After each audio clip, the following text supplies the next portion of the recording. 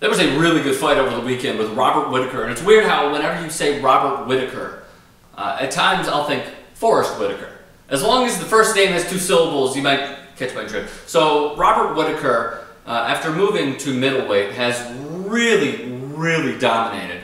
He defeated Yoel Romero, who looks anything but his age, 40 years old, and he lost the first 2 rounds. Let's call a spade, so they had to close out and win the following 3 in order to win the fight. 5-round fight, obviously, in the UFC.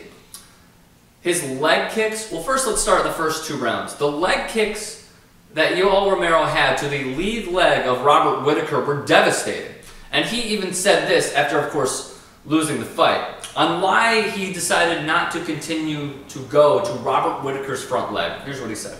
Yes, of course, I tried to use leg kicks, but he didn't give me the opportunity. When I would try to do the same side kick to the leg, he would switch his leg, and I was running the risk of remaining in his striking guard within reach of his hands. There was another thing that went on that I thought was vital to Robert Whittaker winning this fight.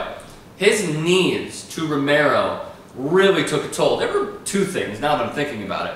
The knees that really took a toll, and on Romero that is, and also Yoel Romero trying continually over and over again, sticking to his strength as well as he should, which is wrestling. It exerts so much on a fighter, and it was clearly evident to Yoel Romero that it was taking a toll on him when he continued to try to bring Robert Whittaker to the ground. The other part in that, the subsection you could say of that, is that Robert Whittaker's takedown defense is almost impeccable.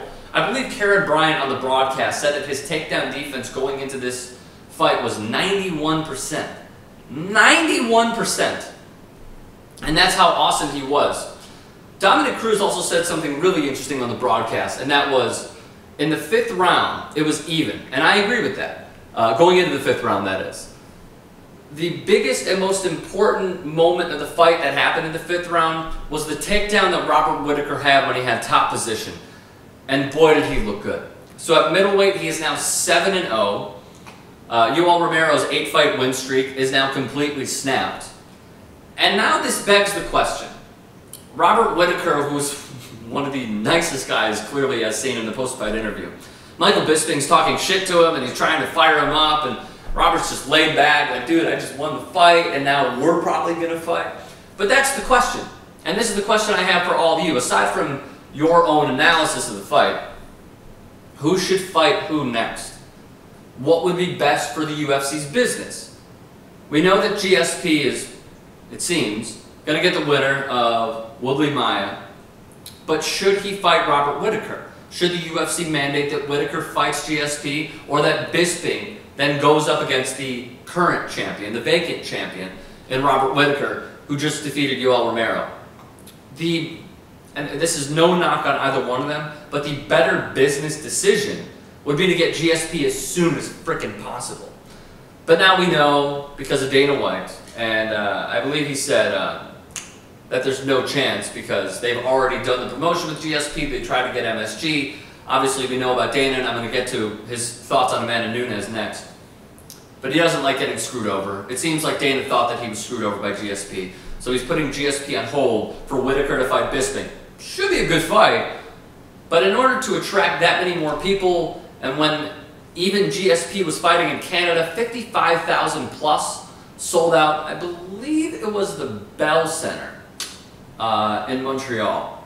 But he has sold out stadiums before, 55,000 seats as a matter of fact. Whereas this past fight, UFC 213, and again, I'll get to Nunes and Dana's comments on her in just a second. I think it was 12,000, less than 13,000 at the gate, not great.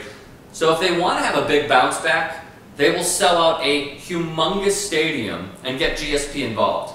If Dana doesn't think that he owes GSP anything, which at this point he clearly thinks so, then it's going to be Whittaker Bisping. So let me know your thoughts. Hit me up in the comments section. Get at me on Twitter, @RickStrom. Get at me on Facebook, facebook.com/RickStromSports.